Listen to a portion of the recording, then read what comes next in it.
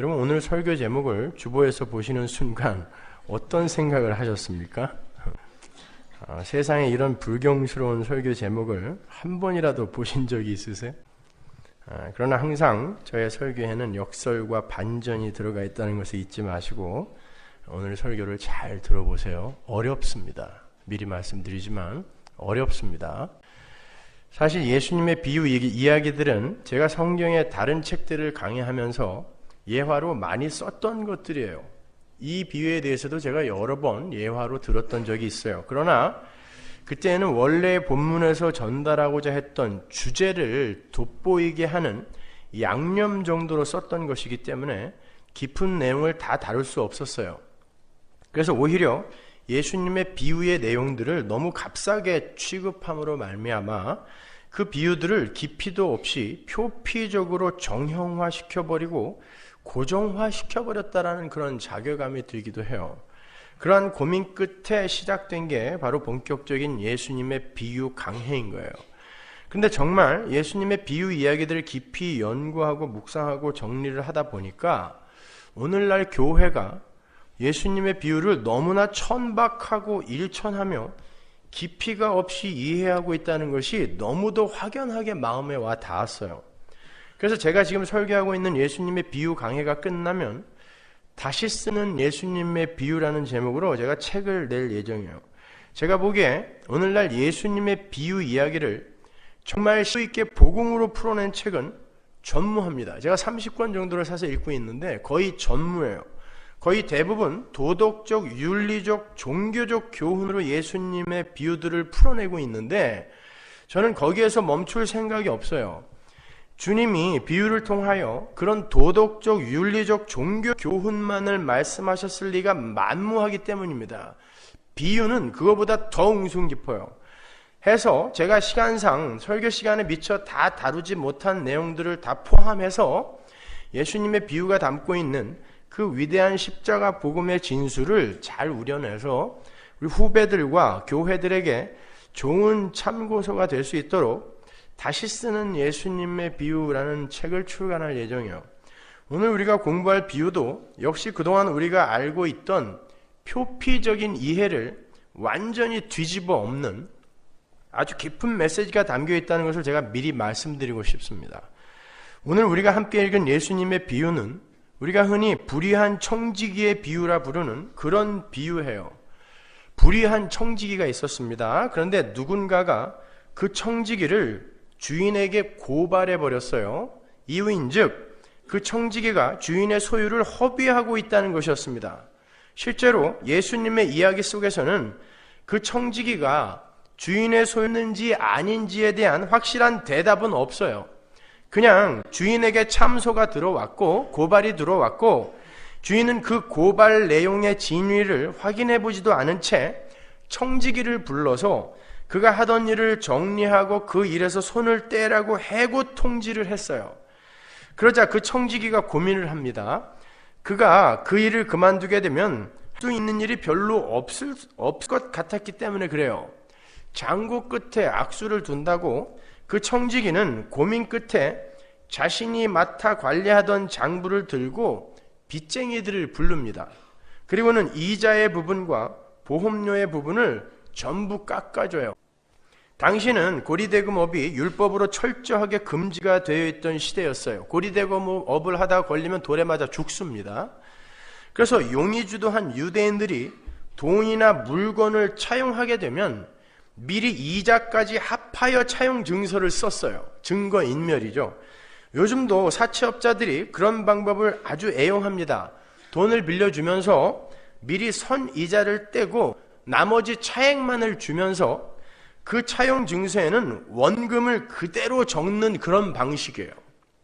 예수님 당시에는 올리브유의 이자가 100%였고 밀의 이자가 25%였어요. 그래서 기름을 50말 빌린 사람은 100%의 이자를 보태서 100말을 빌린 것으로 차용 증서를 썼고요. 밀 80석을 빌린 사람은 25%의 이자를 보태서 100석이라고 썼던 거예요. 청지기는 채무자들을 불러서 그 이자의 부분을 깎아준 거예요. 아무리 관리인이라지만 그 장부는 주인의 것이고 채권 또한 주인의 권리이며 빚 또한 주인의 자산입니다. 그런데 그 청지기는 자기 마음대로 이자를 깎아주고 그 일로 인해서 자신이 해고당한 이후의 삶을 준비해요. 우리는 이 대목에서 너무 서둘러서 내 돈으로 다가올 미래를 준비하는 그 행위와 이 세상에서 주어진 은사나 물질로 하나님 나라를 준비하는 그 행위를 연결을 시켜서 그것을 하나님이 기뻐하시는 지혜라고 결론을 지어왔어요. 맞습니다. 그 이야기도 틀린 이야기는 아니지만 전부는 아니에요. 그러나 그 앞뒤 문맥 속에서의 이 불의한 청지기의 이야기는 그와는 비교할 수도 없는 감동적인 복음의 메시지를 담고 있는 비유예요. 먼저 오늘의 비유가 어떤 문맥 속에 드는지부터 살펴보아야 하겠습니다.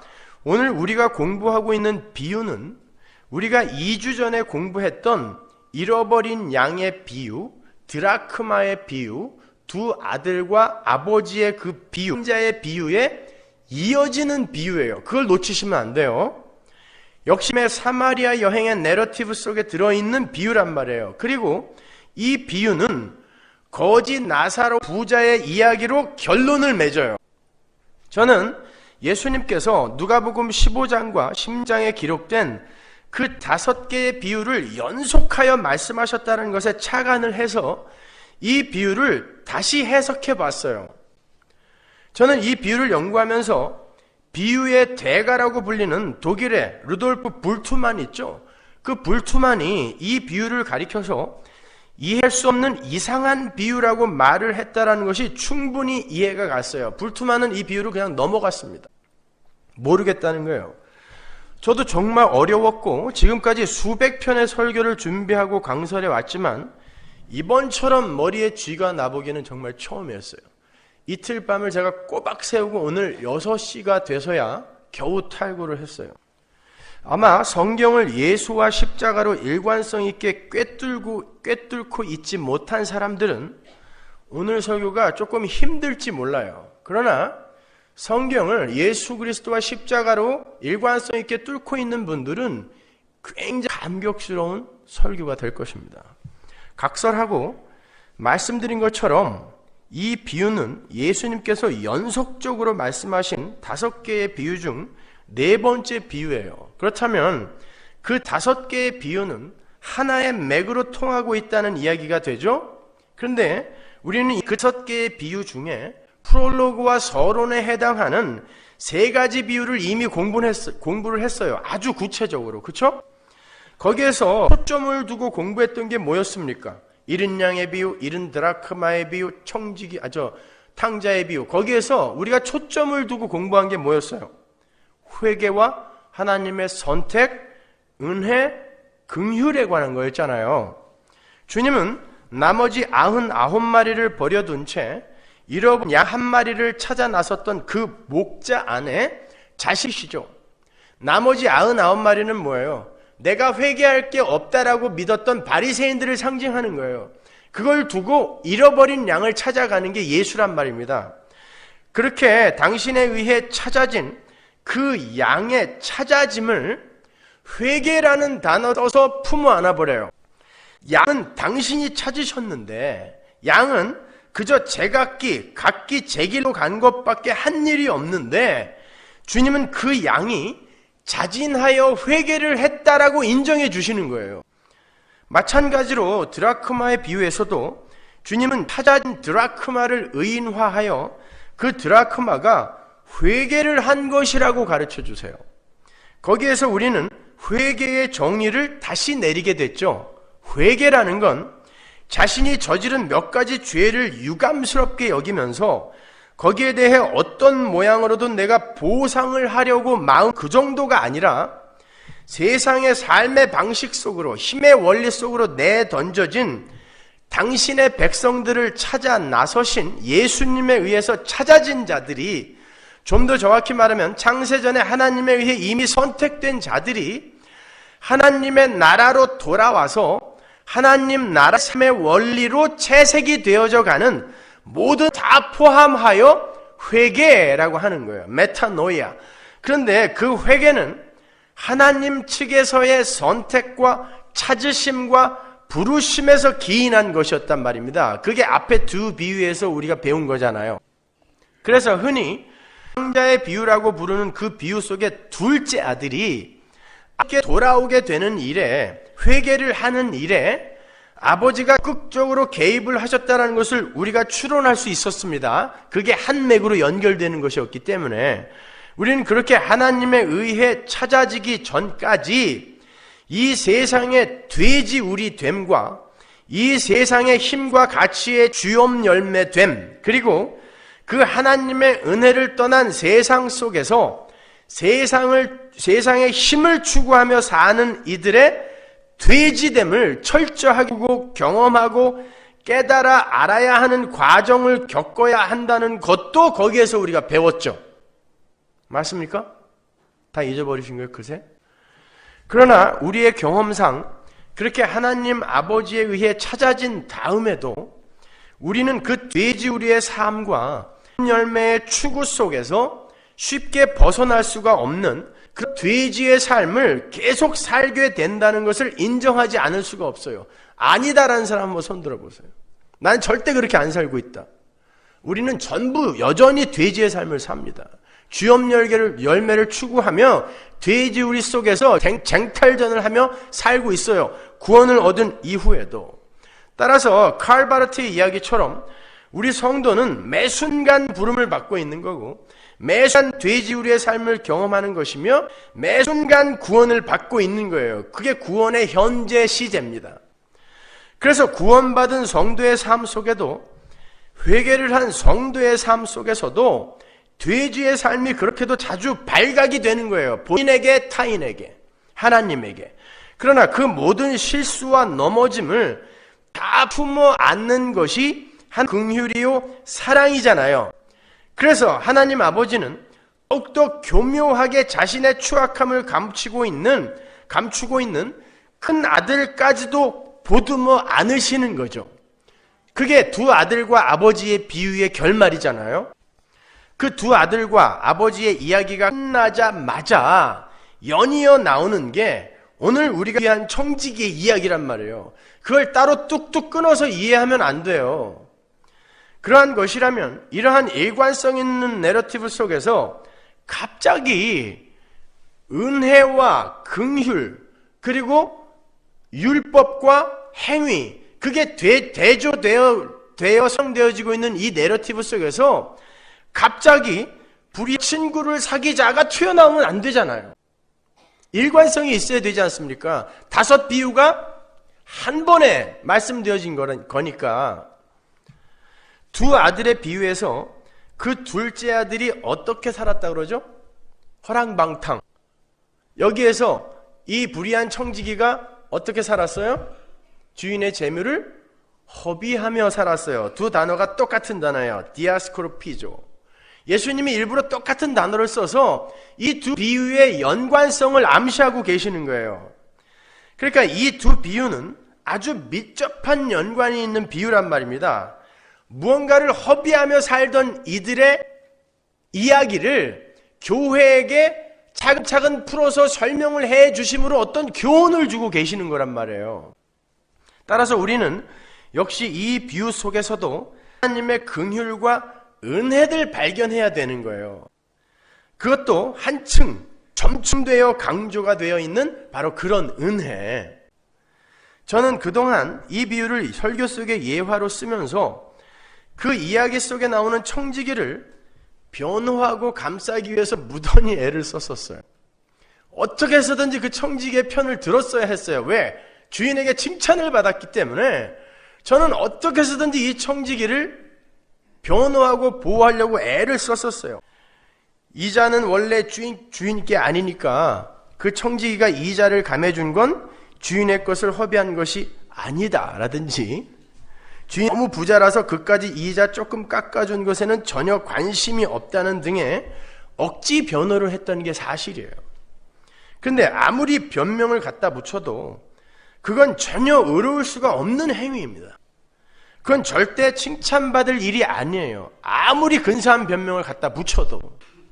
불의한 청지기는 처음부터 끝까지 계속 불의한 거예요. 그런데 주인이 그 불의한 청지기를 칭찬하고 있다. 우리는 이 비유 속에서 아주 중요한 단어를 발견해요. 본문 8절에 나오는 칭찬이라는 단어입니다. 그 단어는 헬라어 에파이네오를 번역한 것으로 찬양하다, 칭송하다, 기리다 라는 뜻이에요. 그 단어는 줄곧 성경에서 하나님에게 적용됐던 단어예요. 찬양은 누가 받으시는 거죠? 하나님이 받으신 거예요. 계시록 5장 12절 보세요. 큰 음성으로 가로되 죽임을 당하신 어린 양이 능력과 부와 지혜와 힘과 존귀와 영광과 찬송을 받으시기에 합당하도다 하더라. 누가? 어린 양이. 내가 또 들으니 하늘 위에와 땅 위에와 땅 아래와 바다 위에와 또 그 가운데 모든 만물이 가로되 보좌에 앉으신 이와 어린 양에게 찬송과 존귀와 영광과 능력을 세세토록 돌릴지어다 하니. 영광과 찬송은 누구의 것? 예수의 것입니다. 그에게만 영광과 찬송과 존귀와 능력이 세세토록 돌려져요. 그런데 오늘 본문에서는 바로 그 찬양이 불의한 청지기에게 돌려지고 있단 말입니다. 뿐만 아니에요. 그 불의한 청지기가 주인에게 지혜롭다라는 칭찬을 받아요. 후쿠마, 지혜라는 단어. 그 지혜라는 단어는 항상 예수님을 은유적으로 표현하는 단어였어요. 후쿠마, 지혜, 그렇죠? 잠언으로 가볼게요. 8장 11절. 대저 지혜는 진주보다 나음으로 무릇 원하는 것을 이에 비교할 수 없음이니라. 나 지혜는, 지혜가 나 지혜는 이라고 마치 사람처럼 이야기하죠. 나 지혜는 명철로 주소를 삼으며 지식과 근신을 찾아 얻나니 여호와를 경외하는 것은 악을 미워하는 것이라. 나는 지혜는이에요. 나는 교만과 거만과 악한 행실과 패역한 입을 미워하느니라. 내게는 지혜는 도략과 참 지식이 있으며 나는 명철이라. 내게 능력이 있으므로. 전부 지혜예요. 나로 말미암아 왕들이 치리하며 백성들이 공의를 세우며 말미암아 재상과 존귀한 자 곧 세상의 모든 재판관들이 다스리느니라. 나를 사랑하는 자들이 나의 사랑을 입으며 나를 간절히 찾는 자가 나를 만날 것이니라. 복음서와 한번 연결해서 생각해 보세요. 이게 누구예요? 나가. 예수님이죠. 지혜. 나는 예수 그리스도예요. 잠언 3장 14절로 갑니다. 이는 지혜를 얻는 것이 은을 얻는 것보다 낫고 그 이익이 정금보다 나음이니라. 지혜는 진주보다 귀하니 너의 사모하는 모든 것으로 이에 비교할 수 없도다. 그 우편손에는 장수가 있고 그 좌편손에는 부귀가 있나니 그 길은 즐거운 길이요 그 첩경은 다 평강이니라. 지혜는 그 얻은 자에게 생명나무라. 지혜를 얻는 자는 복이 있도다. 지혜는 생명나무래요. 생명나무는 누구였어요? 요한복음 때 공부했죠. 예수 그리스도. 그죠? 따라서 그 불의한 청지기는요, 단순히 주인의 재산을 허비하는 어떤 범법자만을 지칭하는 게 아니라 그 안에 예수 그리스도의 지혜를 담고 있는 상징적인 인물이란 말입니다. 이게 비유라는 걸 놓치지 마세요. 그렇다면 도대체 그 불의한 청지기가 어떠한 모양으로 예수 그리스도와 그분의 지혜를 담고 있는 것인가? 우리가 이 비유에서 예수 그리스도 하나님의 긍휼을 찾아내기 위해서는 이 비유와 거지 나사로와 그 부자 비유의 사이에 들어있는 밑도 끝도 없이 당혹스럽게 등장하는 예수님의 그 부연 설명에 귀를 기울여야 돼요. 이 비유와 거지 나사로와 그 부자의 비유 사이에 어떤 부연 설명이 잠깐 들어가 있는데 그게 너무 뜬금없이 뜨악한 내용이란 말입니다. 볼까요? 본문 13절. 지파인이 두 주인을 섬길 수 없나니 혹 이를 미워하고 저를 사랑하거나 혹 이를 중히 여기고 저를 경히 여길 것임이니라. 너희가 하나님과 재물을 겸하여 섬길 수 없느니라. 바리새인들은 돈을 좋아하는 자라. 이 모든 것을 듣고 비유권을 예수께서 이르시되 너희는 사람 앞에서 스스로 옳다 하는 자이나 너희 마음을 하나님께서 아시나니 사람 중에 높임을 받는 그것은 하나님 앞에 미움을 받는 것이니라. 율법과 선지자는 요한의 때까지요 그 후부터는 하나님 나라의 복음이 전파되어 사람마다 그리로 침입하느니라. 그러나 율법의 한 획이 떨어짐보다 천지에 없어짐이 쉬우리라. 무릇 그 아내를 버리고 다른 데 장가드는 자도 간음하며 무릇 버리운 이에게 장가드는 자도 간음함이니라. 그리고 거지 나사로와 부자의 비유가 붙어 있단 말입니다. 연결이 되세요? 그러면 여러분이 올라와서 설교하시면 돼요. 이게 이해가 되시면. 왜 갑자기 율법이 나오고 간음이라는 죄가 거론되고 있는 걸까요? 불의한 청지기 바로 뒤에, 거지 나사로와 부자의 비유 바로 앞에. 이 부분을 다리로 하여 19절부터 거지 나사로와 부자의 비유가 이어져요. 그러니까 이 대목은 청지기 비유와 나사로의 비유를 이어주는 아주 중요한 접촉점이자 그 주된 메시지가 이 안에 들어가 있는 거란 말이에요. 이 부분을 이해하기 위해서는 다시 누가복음 15장의 5 비유의 배경으로 돌아가야 돼요. 누가복음 15장 1절로 가보세요. 모든 세리와 죄인들이 말씀을 들으러 가까이 나아오니 바리새인들과 서기관들이 원망하여 가로되 이 사람이 죄인을 영접하고 음식을 같이 먹는다 하더라. 보세요. 이 5 비유된 청자가 누구예요? 부정한 자들의 대표로 등장하는 세리와 죄인들이에요. 이들은 은혜만을 의지하고 붙들어야 되는 자들이에요. 그리고 율법의 대표인 바리새인들과 서기관들이에요. 물론 이야기 도중에 청자가 제일로 바뀌기는 하지만 그것은 예수님께서 자리를 옮기셔서 제자들에게만 몰래 말씀하셨다는 말이 아니라 제자들로 대표되는 교회에게 말씀하시고자 하는 주된 메시지가 바로 여기다라고 악센트를 거기다 주시는 거예요. 그 악센트가 바로 오늘 우리가 본문으로 채택한 그 청지기의 비유란 말입니다. 잘 보세요. 지금의 이야기의 청자이자 그 비유 속의 주인공들이 바로 세리와 죄인 그리고 바리새인과 서기관들이에요. 그들은 하나님의 긍휼과 은혜만을 구할 수밖에 없는 자타가 공인한 죄인들과 자기들의 의를 의지하며 그 의를 과신하고 과시하고 있는 율법의 대표들이란 말입니다. 지금 누가복음 15장과 16장의 5 비유는 그렇게 하나님의 은혜와 율법을 극명하게 대조하고 있는 거예요. 모든 인간은 하나님의 은혜와 긍휼에만 힘입어 구원을 얻는 것이지 절대 바리새인들처럼 서기관들처럼 자신들의 의와 율법과 행위를 내어놓고 절대 구원에 이룰 수 없다라를 극명하게 대조하고 있는 거란 말입니다. 그래서 오늘 본문에서도 바로 그 이야기가 나오는 거고 그 이야기 뒤에 율법이 붙어 있는 거예요. 율법에 관한 설명이. 거기에 그 하나님의 구원에 그 어떤 잡티도 개입을 할 수가 없어요. 인간 측에서의 그 어떤 의로운 행위나 선한 일도 그들의 구원에 전혀 조건과 근거로 개입이 될 수 없음을 강조하여 가르쳐주고 계시는 거예요. Only by grace. 우리 교회 표어 아닙니까? Only라니까요. another 딴 게 있지 않아요. Only by grace. 그걸 설명해주고 있는 거예요. 5 비유 전체가 다.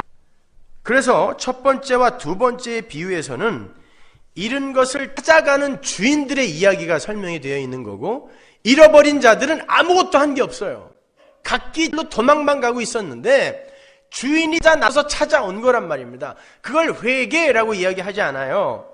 그리고 3 번째 비유에서는 그 죄의 방탕함과 둘째 아들이죠. 그리고 율법의 교만함, 누굽니까? 첫째 아들이죠. 그걸 풀러 품으시는 아버지의 이야기가 펼쳐지고 있는 거예요. 그러니까 전부 주인공은 아버지와 주인들인 것입니다. 잃어버린 주인들. 그리고 4 번째의 비유인 오늘 본문에서 다시 한번 그 불의한 청지기를 용서하는 주인의 긍휼과 크게 부각되고 있는 거예요. 그래서 그 청지기는 계속해서 불의한 면을 폭로당하고 있는 것입니다. 그 주인의 긍휼과 은혜를 더 돋보이게 하기 위해서. 그게 복음이거든요. 따라서 엄밀히 말하면 이 주인공 또한 불의한 청지기를 용서하는 주인인 거예요. 바로 그러한 이유에서 그 율법과 행위 그리고 은혜와 긍휼의 극명한 대조가 이 비유들의 된 주제이기 때문에 4 번째와 5 번째 비유 사이에 갑자기 율법의 이야기가 나오는 거예요. 다시 한번 그 부분을 보시면 주님께서 율법을 상징하는 모세와 선지자의 때가 세례 요한의 때까지 끝이 난다 그래요. 세례 요한이 어떻게 죽습니까? 선지자들이 다 뭐 했던 사람이에요? 메시아가 온다, 메시아가 온다, 메시아가 온다. 세례 요한은 저희가 바로 그이다 하고 죽었어요. 그때로 끝나는 것입니다. 그리고 메시아가 오는 거예요. 그 메시아가 오시자 복음이 전해져서 사람들이 이제 하나님의 나라로 침노를 하게 된다 그래요. 율법의 시대가 가고 은혜의 시대가 온다는 말이에요. 그런데 은혜의 시대에도 예수님의 십자가 이후에도 율법으로 행위로 하나님 나라를 밀고 들어오려 하는 이들이 여전히 있을 거라는 말이에요. 그게 은혜의 시대가 왔음에도 불구하고 하나님 나라 침노하는 자들이 있다라는 그 이야기의 진의인 거예요. 율법은 사라지는 게 아니에요. 율법의 누군가에 의해 충족이 되고 그로 인해서 어떤 제한된 무리에게서 율법의 고발로 인한 그 불의가 소멸이 되는 것입니다. 그러나 하나님의 선택에서 제외된 사람들은 그 은혜와 긍휼을 못 받는단 말이에요. 하나님의 복음을 듣고 그들이 하나님의 나라에 한다 할지라도 율법의 요구가 그들에게는 충족되지 못했기 때문에 그들은 아무리 자신들의 힘으로 율법을 지켜서 그를 침노하고 싶어 한다 할지라도 침노할 수가 없다는 거예요. 하나님의 복음을 알지 못하는 이들이 가장 열심히 하는 게 뭔지 아세요? 착하게 사는 것입니다. 선행을 쌓는 거예요. 단기 선교 열심히 가고 헌금 도에 지나게 해보는 거예요. 그 율법대로 숨어버리는 것입니다. 그들은 절대 하나님 침노 못한다를 이야기하는 거예요. 이 5 비유들이 시작이 되는 누가복음 15장 서두에서 율법을 상징하는 바리새인들과 서기관들이 세리와 창기와 죄인들을 고발하는 장면이 나오죠. 왜 저런 불의한 이들, 왜 저런 죄인들과 함께 먹습니까? 라고 죄인들을 고발한단 말입니다. 주님은 그들의 고발을 불의한 청지기에 비유해서 다시 한번 반추시켜 설명을 하고 있는 거예요. 그래서 이 불의한 청지기가 고발을 당하고 있는 것입니다. 불의한 청지기는 누군가로부터 불의를 고발당했어요. 그게 율법입니다. 인간이 선악과를 따먹고 선악을 스스로 판단하여 그 선악의 기준에 의해 자기들이 세워놓은 선악의 기준에 의해 다른 이들을 판단하는 게 고발이란 말입니다. 그는 그 율법의 고발로 완전한 죄인으로 판결이 될 판이에요. 심판이 예고가 되어 있고요. 넌 이제 나가야 돼, 쫓겨나야 돼. 심판이 예고가 되어 있고 거기에 고발장이 접수되어 있어요. 그건 이 역사를 살아가는 모든 인류가 처한 공통된 현실입니다. 심판은 이미 예시가 되어 있고 율법은, 마귀는 끊임없이 여러분을 고발하고 참소한단 말입니다. 그때 그들이 과연 무엇을 행해야 하며 무엇을 의지해야 하는가를 가르쳐주는 것이 오늘 이유의 주된 메시지이고 그 5 비유의 전체의 핵심인 거예요. 그렇게 법에 의해 고발이 된 그 불의한 자가 말도 안 되는 어떤 행위를 합니다. 그런데 주인이 그의 행위를 지혜라고 칭찬을 했어요. 그런데 그 지혜가 어떤 지혜입니까? 율법에 의해 불의한 자로 고발이 된 그 상태에서 계속 불이 폭로되어 버리고 인정되어 버리는 거예요. 그래, 이놈은 끝까지 불의한 자구나 로 폭로되어 버리는 거예요. 근데 그걸 지혜라고 이야기한단 말입니다. 왜? 그게 믿는 구석이 있었던 거예요. 이미 불의한 자로 고발이 되어 있는데 계속 그 불의한 자로 폭로를 당하고 있어요. 도대체 뭘 믿고 이러는 거냔 말이에요. 주인 앞에 무릎 꿇고 잘못했어요 해야 되는데 이 청지기가 도대체 뭘 믿고 그러냔 말이에요. 주인을 믿은 것입니다. 주인의 긍휼과 은혜를 붙들어 버린 거예요. 지금 자신은 계속해서 주인의 재산을 허비하고 있는 중이에요. 그건 불의입니다. 만일 주인에게 그 사실이 발각이 되면 자신은 벌을 2배나 받을지도 몰라요. 한 번 고발당했는데 또 그 짓을 하고 있어요. 장부를 정리하고 심판을 받을 준비를 하라고 했는데 또다시 불의를 저질러요. 그런데 그에게 무슨 배짱이 있었냐면 주인의 은혜와 긍휼에 자신의 모든 걸 그냥 걸어버렸어요. 율법에 의해 고발이 된 자신의 모습을 스스로 직시하고 그것을 고쳐내어 주인의 칭찬을 받으려고 하는 것이 아니라 오히려 그 불의를 인정하고 주인의 자비와 긍휼과 은혜에 자신을 그냥 맡겨버리는 거예요. 나는 어쩔 수 없는 인간이구나. 이 상황 속에서도 나는 내 살 길만 찾고 있구나. 나는 주인이 나를 붙들어주지 않으면, 용서해주지 않으면 절대로 이 불의에서 빠져나갈 수가 없는 거구나 라고 주인만 붙들고 있는 거예요. 그게 청지기의 배짱인 것입니다. 율법에 의해 고발이 된 자가 율법을 지켜서 의로움을 챙기려고 하지 않고 주인의 긍휼과 은혜에 자신의 몸을 맡겨버리는 거예요. 그걸 주인을 믿어버린다라고 이야기하는 것입니다. 그게 복음인 거예요. 그걸 주인이 지혜라고 칭찬한 것입니다. 그 칭찬은 찬양이라고 그랬죠. 에파이네오. 그 찬양은 누구 거라고요? 예수님 겁니다. 그러니까 그 청지기의 지혜가 바로 예수님의 지혜라는 것을 말하고 있는 거예요. 어떻게 그게 예수님의 지혜가 되는지 보세요. 한번 잘 생각해 보세요. 예수님은 이 세상에서 살해당하셨습니다. 누구에 의해 살해당하신 거죠? 율법주의, 유대주의, 율법에 의해 살해당하신 거예요. 율법의 대명사인 바리새인들과 서기관들 그리고 유대주의에 의해 살해당하셨어요. 율법이 그분을 불의하다라고 고발을 했어요. 율법으로 고발을 했습니다. 불의하다라고 고발을 하자 예수님이 변명을 안 하세요. 아니야, 나는 사실 이러이러해서 그런 거지 나 절대 불의한 거 아니야. 변명을 안 하세요. 불의한 자로 내려가세요. 예수님은 율법의 고발을 그대로 수긍을 해버리시고 그 고발 사건에 대한 벌을 받아서 죽어버리세요. 그리고는 아버지가 살려내시지 않으면 계속 무덤 속에 머물 수밖에 없는 그 자리까지 낮아지는 거예요. 하나님께서 품어 안으라고 하신 불의를 그대로 품어 안으시고 자기가 불의한 자가 돼버리는 거예요. 그러면서 하나님께 순종과 충성을 해버리는 것입니다. 오직 하나님 아버지를 의지하고 자기를 드러내지 않고 변명하지 않아요. 그리고 오직 아버지의 사랑과 은혜와 긍휼만을 꼭 의지하고 붙들고 그걸 믿으며 그분께 자신의 모든 것을 그냥 걸어버리는 거예요.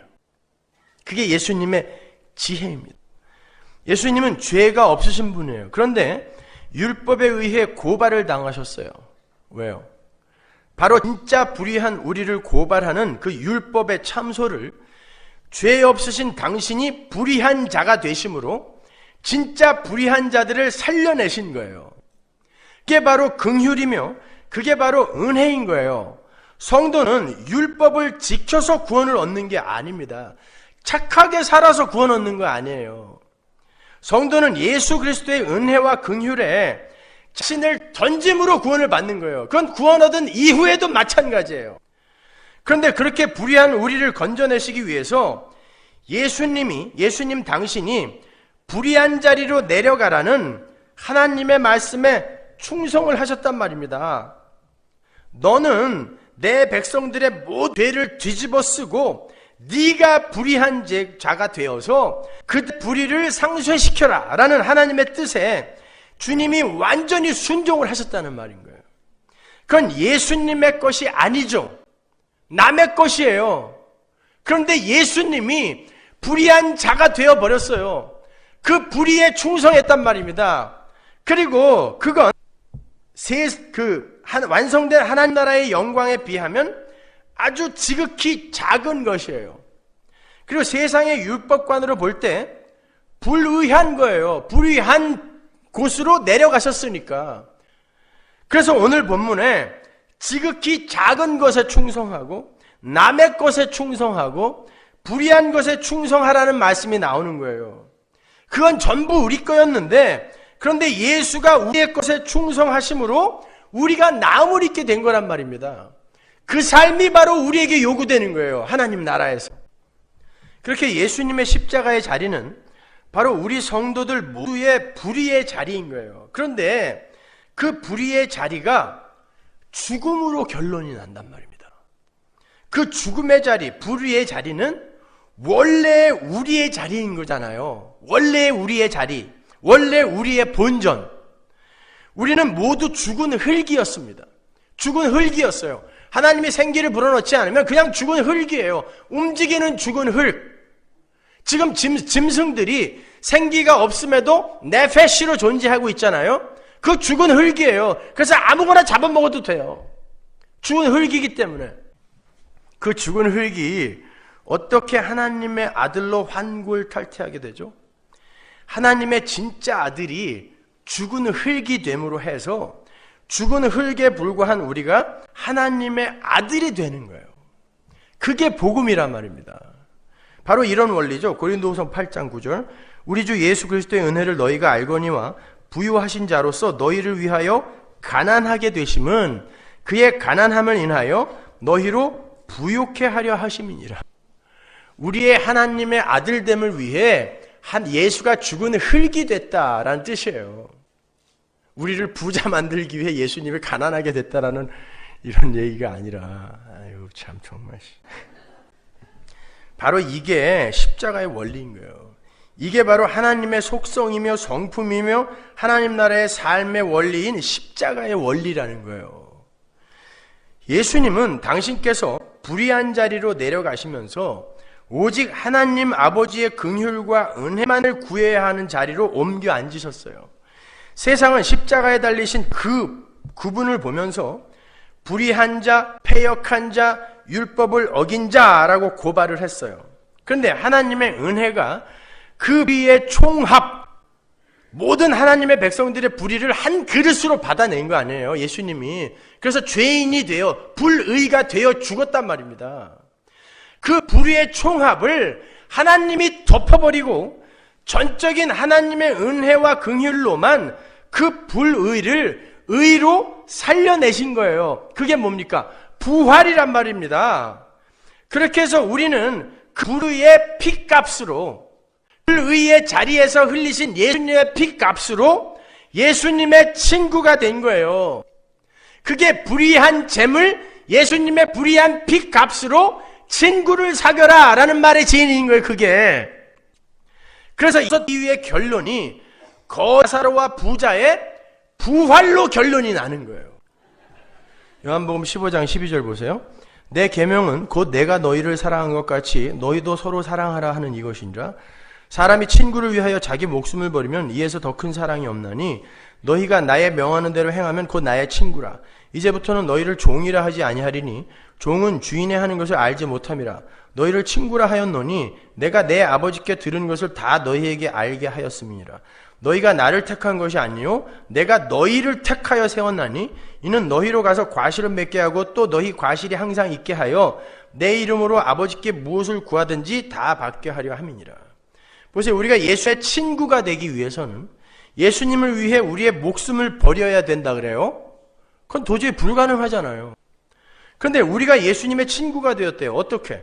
예수님이 우리를 친구 삼기 위해 우리를 대신하여 당신의 목숨을 버리심으로 우리가 예수님의 친구가 된 거란 말입니다.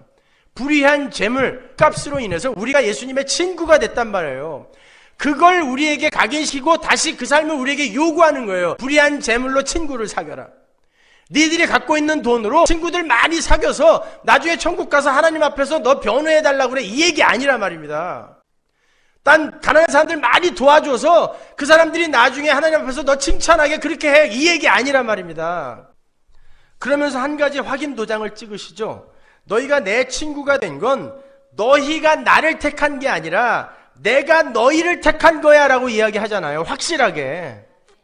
그러니까 예수님은 창세전에 하나님의 선택 안에 들어있던 자들만을 위해서 그들의 불의를 모두 끌어안고 아버지께 충성을 한 거예요. 그게 불의한 재물, 즉 십자가의 값으로 친구를 사귄 예수님의 지혜였어요. 그러니 비유의 주인은 불의한 청지기의 행위를 칭찬한 게 아니라 그 속에 들어있는 예수님의 지혜, 복음의 비 찬양하고 있는 거란 말입니다. 그놈이 뭘 했다고 찬양을 받아야 돼요? 아니란 말입니다, 여러분. 율법주의자들은 율법에 의해 고발이 되면 그것을 보상하고 회복하려고 애를 써요. 그게 바리새인들과 서기관들입니다. 왜냐하면 율법주의라는 건 아담 안에서 타락을 하여 선악과를 따먹어버린 모든 세상의 죄인들이 쏟아내는 오물들의 집합체예요. 본체예요, 그게. 그들은 자기들에게도 선악의 판단을 할 능력이 존재하며 그 판단된 선악을 자신들의 힘과 노력으로 구비며 추구하며 살아갈 수 있다라고 자신하죠. 믿어요. 그걸 뭐라 그래요? 죄라고 하지 않습니까? 그게 악이잖아요. 선악과 따먹은 다음에 제일 먼저 일어나는 게 그거잖아요. 죽은 흙들은 율법에 의해 자신의 죄가 고발이 되면 무조건 주인의 긍휼과 은혜에 자신을 맡겨야 돼요. 스스로는 아무것도 할 수 있는 게 없어요. 죽은 흙이 핏덩이가 뭘 해요? 그렇게 그 자신이 부인이 되면 나는 아무것도 할 수 없는 존재네요, 하나님이라고 자신이 부인이 되면 그 안에 잉태된 하나님에 의해 인투전, 뚫고 들어온 새 생명의 삶이 밖으로 조금씩 드러나게 되는 거예요. 내가 착해지는 게 아니라 나는 자꾸 죽은 흙으로 부인이 되는데 내 안에 사는 예수, 갈라디아서 2장 20절, 내 안에 사는 예수가 밖으로 조금씩 드러나게 되는 것, 성도의 선입니다.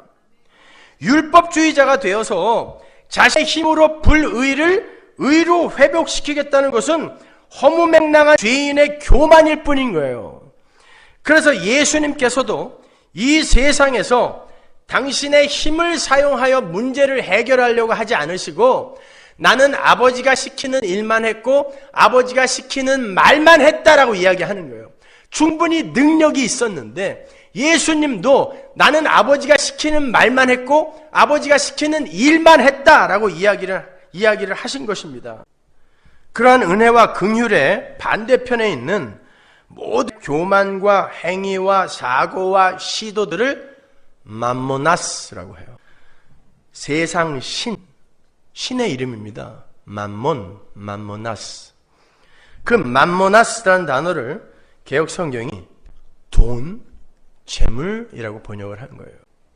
그러니까 그 맘모나스는 단순히 여러분 주머니 안에 있는 그 지폐만을 이야기하는 게 아닙니다. 여러분의 모든 사고 방식, 행위, 삶 전체를 품어안고 있는 거예요. 맘모나스. 그래서 오늘 본문에서도 갑자기 하나님과 재물을 동시에 섬길 수 없다라는 말이 나오는 거예요. 돈에 관한 이야기가 아니란 말입니다. 누가복음 16장 13절 보세요. 지파인이 두 주인을 섬길 수 없나니 혹 이를 미워하고 저를 사랑하거나 혹 이를 중히 여기고 저를 경히 여길 것입니다. 너희가 하나님과 재물을 겸하여 섬길 수 없느니라. 청지기가 불의함을 고발당했어요. 율법에 의해 고발을 당했어요. 그때 이 청지기는 주인의 은혜와 긍휼을 꼭 붙들고 거기에만 자기 목숨을 걸어야 돼요. 그런데 내가 그동안 잘못한 거 내가 다 책임질 거예요. 유다처럼 목매달아 죽는다거나 아니면 그동안 자기가 착취한 것들을 어떻게 해서든지 자기가 갚으려고 애를 쓰는 그 일은 동시에 일어날 수 없다라는 말인 거예요. 은혜와 긍휼과 율법과 행위가 공존할 수 없다라는 것입니다. 인간의 구원에 있어서는 그 둘이 함께 갈 수 없다라는 거예요. 인간 측에서 나오는 그 어떤 것도 하나님의 은혜와 긍휼에 보태어질 수 없어요. 그게 돈과 하나님을 동시에 섬길 수 없다라는 말인 거예요. 그게 여러분 솔직히 하나님이 더 좋으세요? 돈이 더 좋으세요? 솔직히 우리끼리니까 안 보이는 하나님이 진짜 더 좋으세요? 돈보다? 한 10억 불을 누가 캐시로 여러분에게 갖고 왔어요. 트럭에 실어갖고. 너 이거 가져. 대신에 하나님보다 이것을 더 사랑한다고 나한테 한마디만 해줘. 뭘 한마디만 해줘? 내 진심인데. 응? 그러면 지금 하나님과 재물을 여러분 동시에 섬기고 있는 거 아니에요? 그런 말 아닙니다, 여러분. 이런 건. 자, 그런 하나님의 은혜와 긍휼만을 의지하는 자들이 어찌 자신의 힘과 판단과 계획과 노력을 의지하여 율법의 고발을 회복하고 충족시켜 보겠다는 시도를 함께 할 수 있느냐는 신랄한 지적인 거예요. 함께 할 수 있겠느냐는 신랄한 지적인 거예요. 그러한 율법주의적 시도는 전부 자기 자신의 가치 향상을 위한 자아숭배적 사고에서 나온 아주 불경한 시도들인 거예요. 내가 고발을 당했어요. 사람들에게 발각당했어요. 쪽팔리면 안 되잖아요. 자아숭배에 빠진 이들은 거기서 절대 쪽팔리면 안 돼요. 그렇기 때문에 자기가 보상해야 됩니다. 그게 유다입니다. 그러나 성도는 거기서 폭로당하는 거예요. 그냥. 그래서 나에게는 예수의 은혜가 필요해. 그래서 예수가 이 땅에 오신 거야. 그리로 가는 거예요, 성도는요. 그게 불의한 청직이었단 말입니다. 선악과를 따먹은 인간은 절대 자기의 위신과 자존심을 버릴 수가 없어요. 그래서 하나님의 영광보다는 자신의 영광을 더 추구하며 살아요. 아담 안에서 태어난 모든 인간이 다 그렇습니다.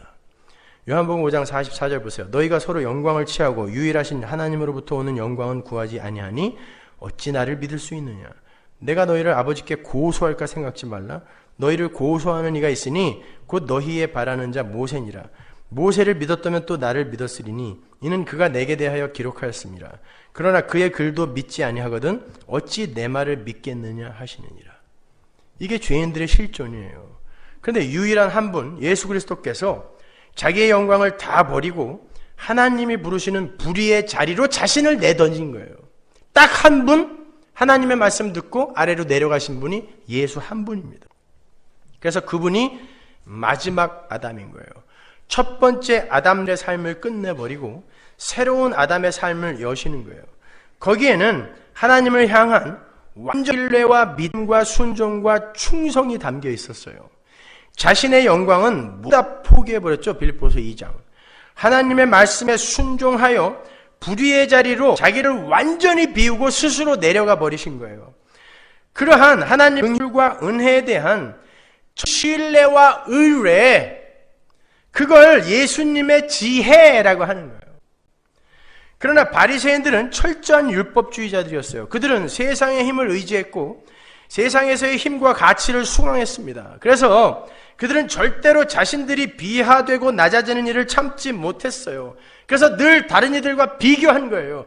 왜 쟤들과 밥 먹어요? 저런 나쁜 불의한 놈들과 왜 밥 먹어요? 그런 것입니다. 그들이 바로 마귀의 자식들인 거예요. 예수님이 그랬잖아요. 네 아비는 마귀다. 이 사단 새끼들아 그랬어요. 사단의 새끼들아.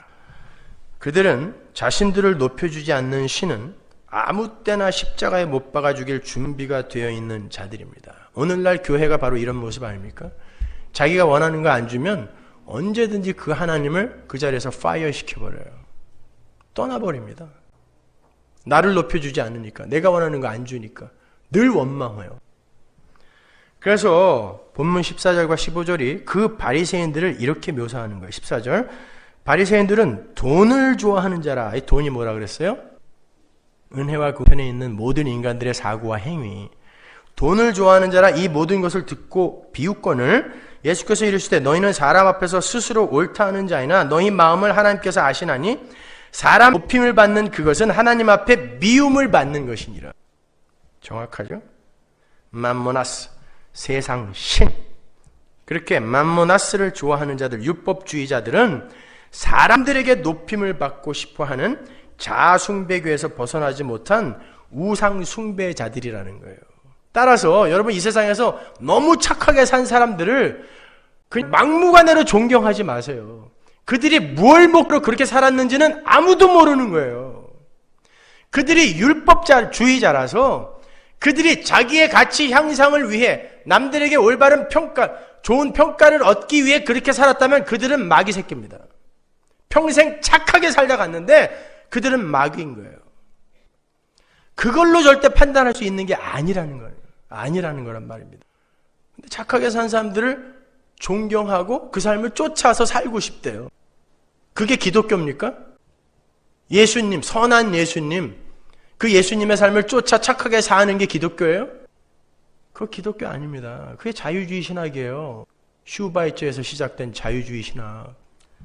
그렇게 율법주의와 유대주의에 의해서 자신의 의를 버리지 못하고 하나님의 전적인 긍휼과 은혜에 의지하지 않는 자들이 바로 하나님의 미움을 받는 자들이래요. 그런데 예수라는 분이 오셔서 사람 중에서 높임을 받고 싶어서 안달을 부리는 모든 인류 가운데서 유일하게 사람 중에서 낮아지고 하나님의 긍휼과 은혜에만 자신의 안위를 거는 하나님의 아들의 삶을 살아내셨던 거예요.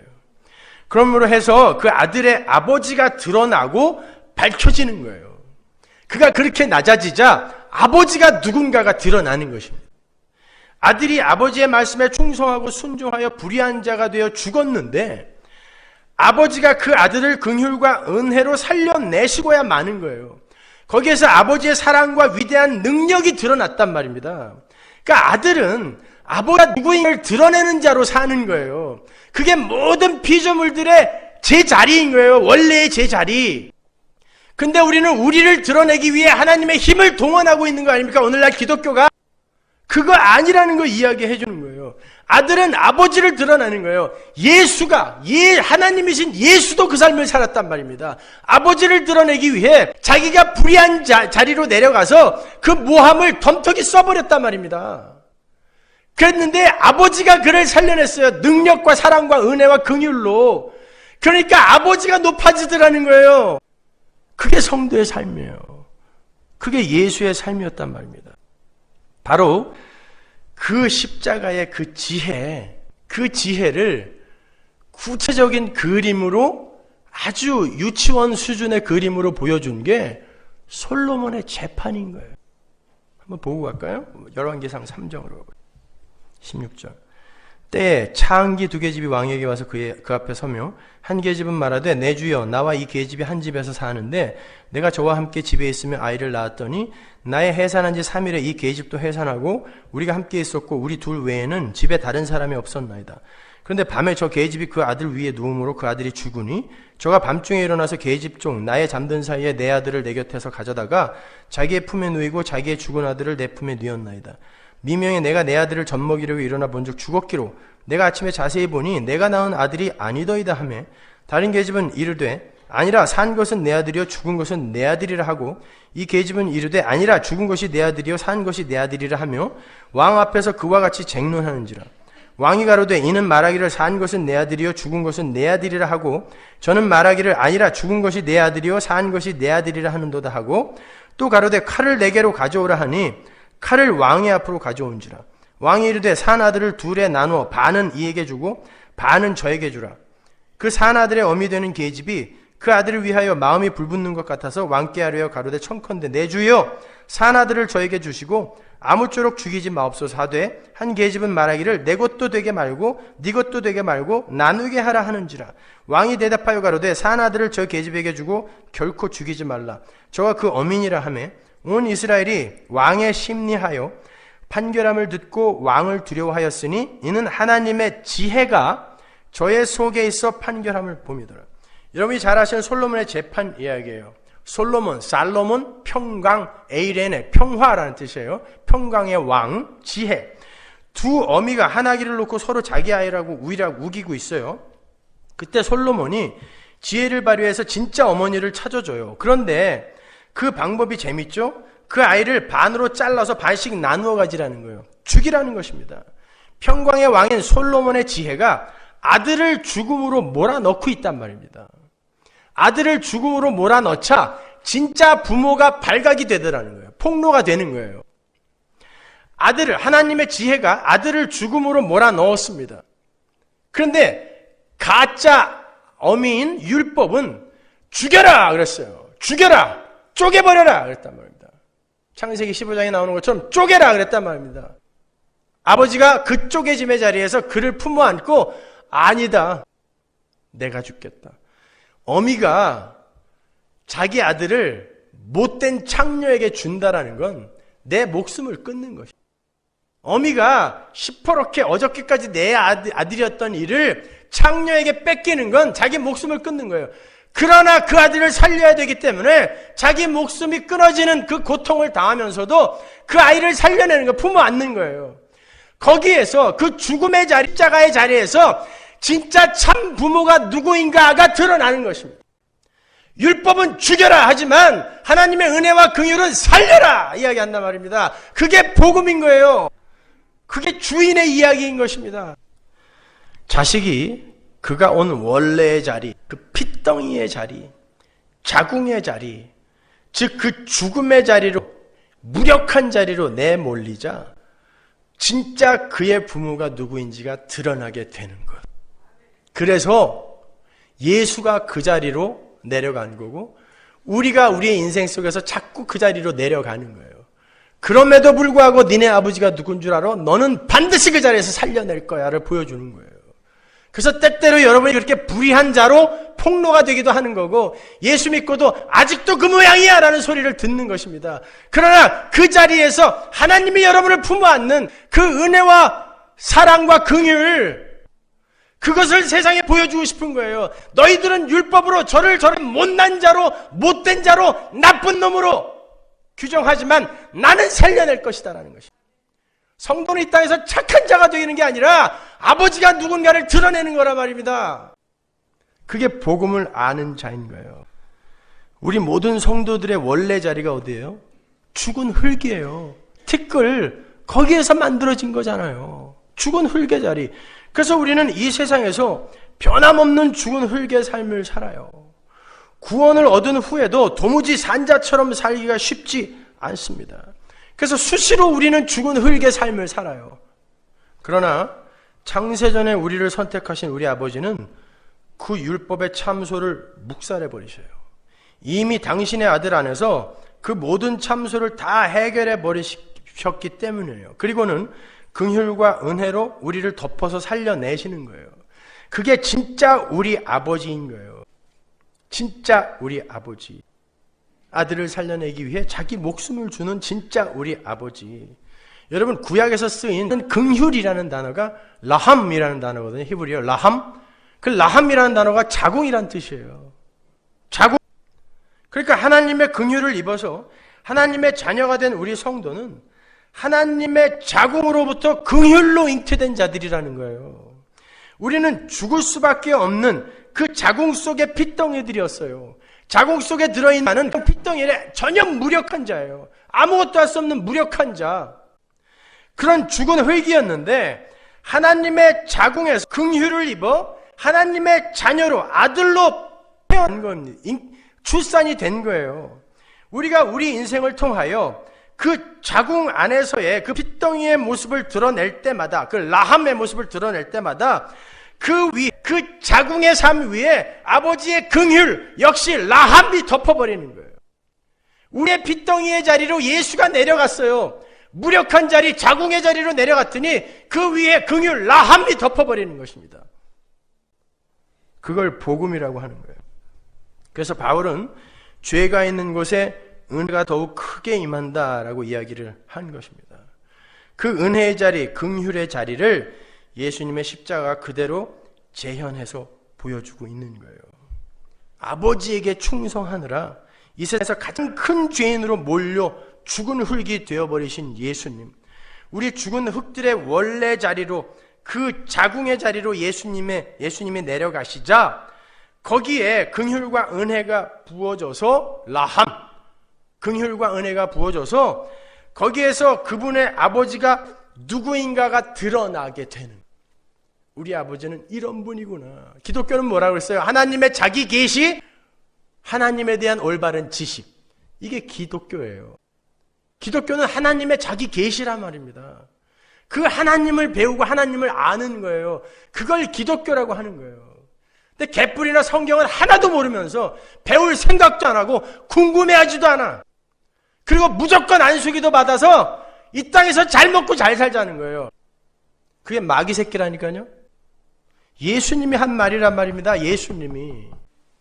우리 아버지가 그 불의의 총체를 긍휼로 덮어 부활로 살려내셨어요.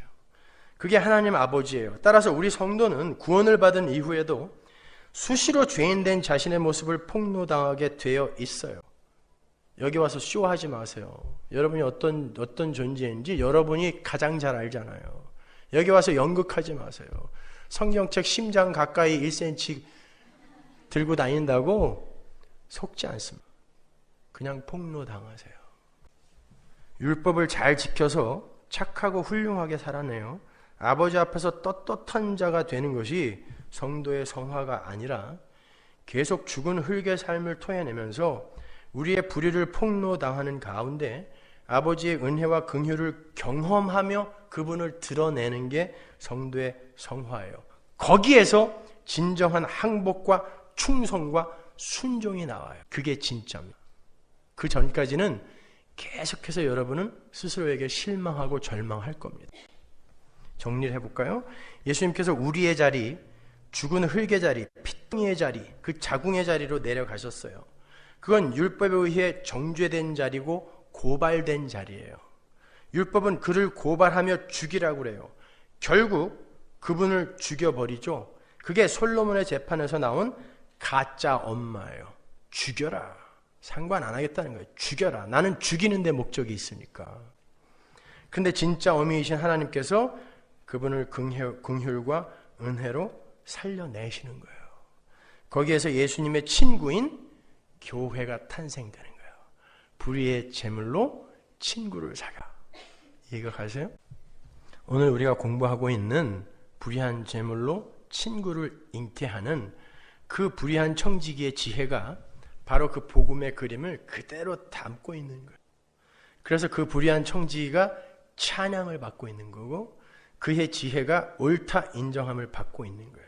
그 이야기는 다말과 유다의 이야기 속에서 또 하나의 그림으로 예표가 되었던 적이 있죠. 다말은 유다의 후손으로 오실 다윗과 예수 그리스도, 그 예수 그리스도를 기필코 출산해 내어야 돼요. 거기서 끝나면 안 돼요.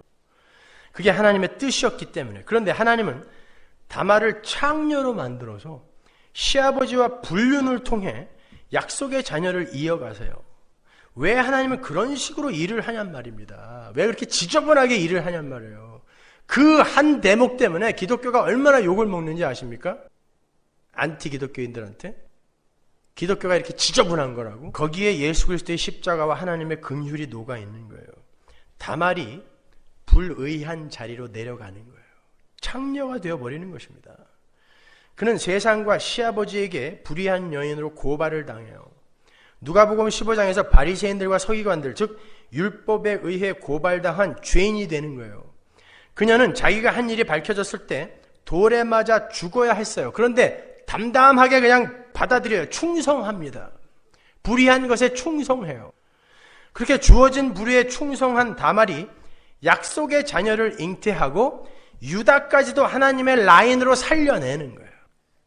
유다는 어떻습니까? 유다는 자신을 살리려 하는 다말에게 율법이 되어서 폭력을 휘둘러요. 죽여버리겠다는 것이다. 태워 죽이래요. 자기가 정작 죄인인데 전혀 태워 죽이라 이야기합니다. 이제 다말은 유다라는 율법에 맞아 죽을 판이에요. 그때 자기 희생의 증거물을 들이대죠. 그 불의에 쓰였던 증거물들이에요.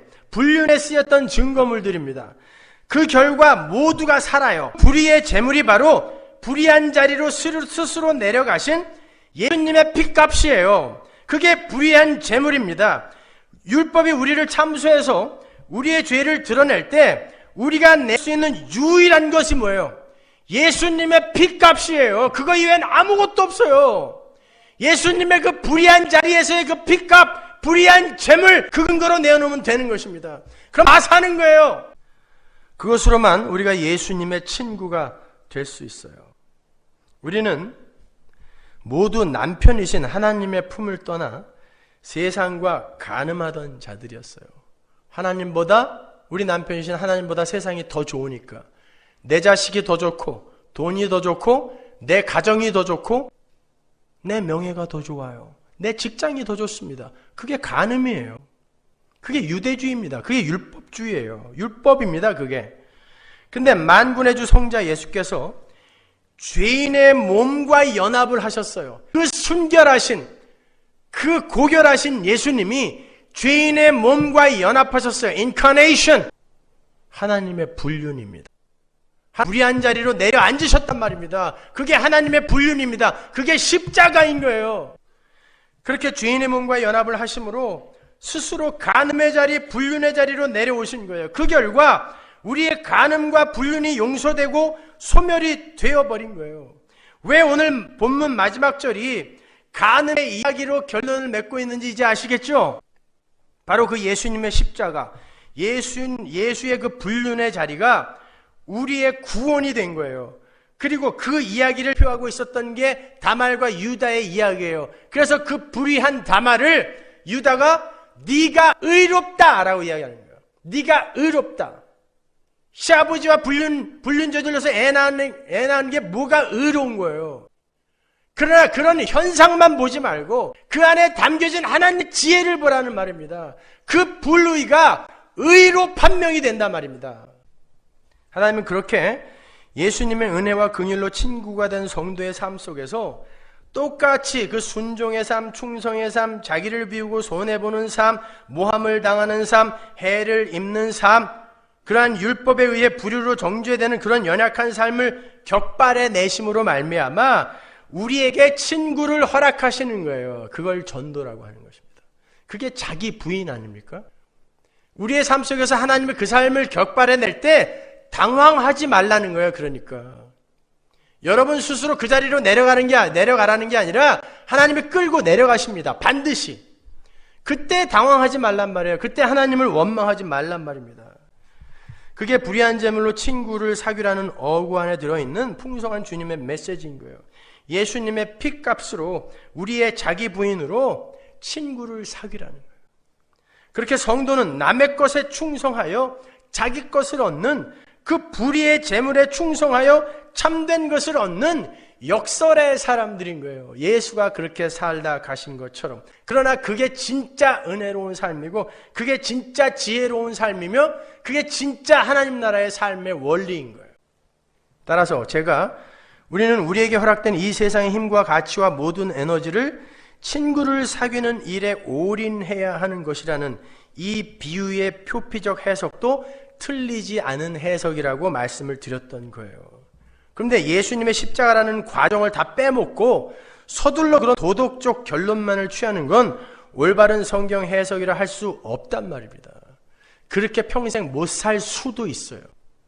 그리고 마지막에 가서 하나님 없었으면 저 큰일 날 뻔했군요. 그렇게 갈 수도 있어요. 그러나 보편적이고 일반적인 열매는 이렇게 맺혀지게 되어 있다는 것입니다. 반면에 이른 양의 비유에서 회개할 것이 없는 자들로 표현이 되었던 그 율법의 사람들, 바리새인들은 자신들이 빛의 아들들이라 생각하며 자신들의 위상만을 위해서 살잖아요.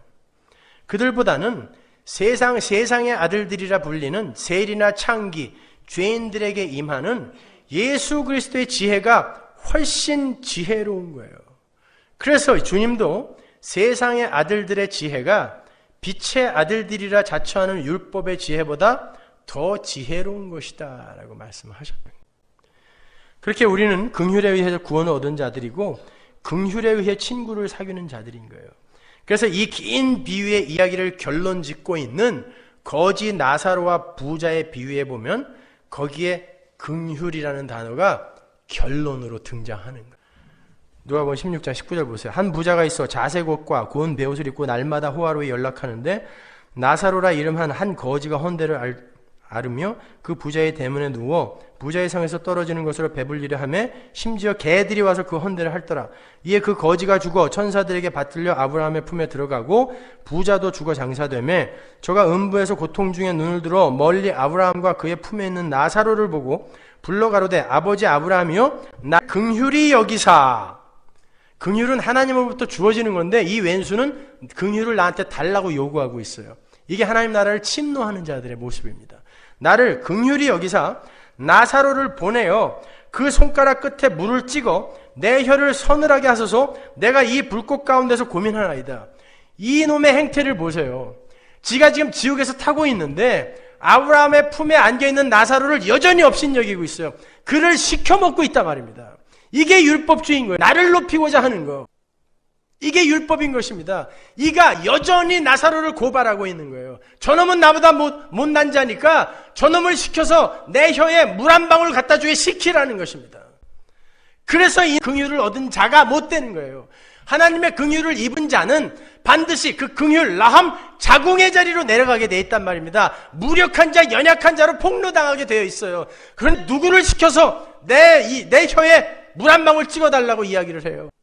그래서 이가 지옥에 가 있는 거예요. 이가 돈이 많아서 지옥 간 거 아닙니다. 성경이 말하는 부자라는 건 소유욕을 간직한 채 여전히 자기가 자기의 힘으로 이 세상의 것으로 자기를 행복하게 만기 있는 자로 만들 수 있다라고, 자기 가치 향상을 위해 살 수 있다라고 믿는 모든 자, 그가 부자인 거예요. 개뿔도 재산도 없는데 부자로 사는 인간들 얼마나 많아요. 그러나 돈이 많음에도 불구하고 가난한 나사로처럼 사는 이들이 부지기수입니다. 단순히 그 이야기를 하는 게 아니란 말이에요. 은혜와 긍휼을 아는 자가 거지 나사로예요. 마음이 가난한 자예요. 그가 복이 있는 자. 그러나 은혜와 긍휼을 모르고 자기를 여전히 의지하며 세상의 힘을 의존하는 자, 그가 부자인 것입니다. 그들은 절대 긍휼을 얻을 수가 없습니다. 여러분. 그 부자가 뭐라 그래요? 죽은 나사로를 내려보내서 내 형제들을 회개케 해달라 그래요. 기특한 부탁 같지 않아요? 지금까지 우리가 공부한 게 뭐였어요? 회개는 인간 측에서 나올 수 있는 거다 없는 거다. 없는 거라 그랬습니다. 그런데 이 긍휼을 입지 못한 부자가 뭐라 그래요? 죽은 자가 살아나서 가면 그들이 보고 회개할 수 있을 거라고 이야기한단 말입니다. 그게 하나님 나라를 침노하는 자인 거예요. 회개는 하나님의 선택에서 제외된 자들은 절대 할 수 없는 거예요. 그래서 아브라함이 단박에 거절해버리는 것입니다. 안 된다. 모세와 선지자가 이미 있는데 그들이 그 모세와 선지자를 듣지 않는다면 그들은 선택에서 제외된 자들이고 그들은 절대 회개할 수 없다 이야기하는 거예요. 회개는 긍휼에 의해서만 가능하다를 이야기해 주는 것입니다. 끝까지, 결론까지. 요한복음 5장 45절 보세요. 내가 너희를 아버지께 고소할까 생각하지 말라. 너희를 고소하는 이가 있으니 곧 너희의 바라는 자 모세니라. 모세는 누구? 율법입니다. 모세를 믿었다면 또 나를 믿었으리니 이는 그가 내게 대하여 기록하였습니다. 그러나 그의 글도 믿지 아니하거든 어찌 내 말을 믿겠느냐 하시니라. 보세요. 나사로의 이야기와 예수님의 이 이야기를 잘 비교해서 한번 생각해 보세요. 나사로의 이야기에서도 모세와 선지자가 이미 있는데 그의 말을 듣지 아니하면 죽은 나사로가 다시 살아난다 할지라도 그 말을 절대 안 듣는다 그랬죠. 선택에서 제외된 자들은 죽은 나사로가 살아나도 안 듣는다 그러죠. 여기서 보세요. 모세가 이미 와 있다. 근데 그 모세를 믿지 않는 자가 어떻게 나를 믿겠느냐. 거기서 나가 누구예요 그러면? 거지 나사로의 안에 들어있는 예수란 말입니다. 거지 나사로가 살아나 하나님 나라를 전파해도 선택받지 못한 인간들은 회개 못한다는 거예요. 여러분, 예수님의 비유 중에 유일하게 사람 이름이 들어간 곳이 여기 딱 한 군데인데 그렇다면 이 나사로와 예수님의 친구 나사로의 이야기는 뭔가 연관이 있다는 얘기거든요. 죽은 나사로가 진짜 살아났을 때 사람들이 예수를 믿었습니까? 그때부터 예수를 죽이려고 했습니다. 자, 죽은 나사로가 함의하고 있는 예수가 살아났을 때는 어때요? 제자들까지도 고기 잡으러 다 도망갔습니다. 어떻습니까? 인간 측에서 회개가 나올 수 있는 거예요? 없습니다. 하나님의 선택에 의해 선택된 자들이 성령을 받자 그들 안에서 회개가 나오는 것입니다.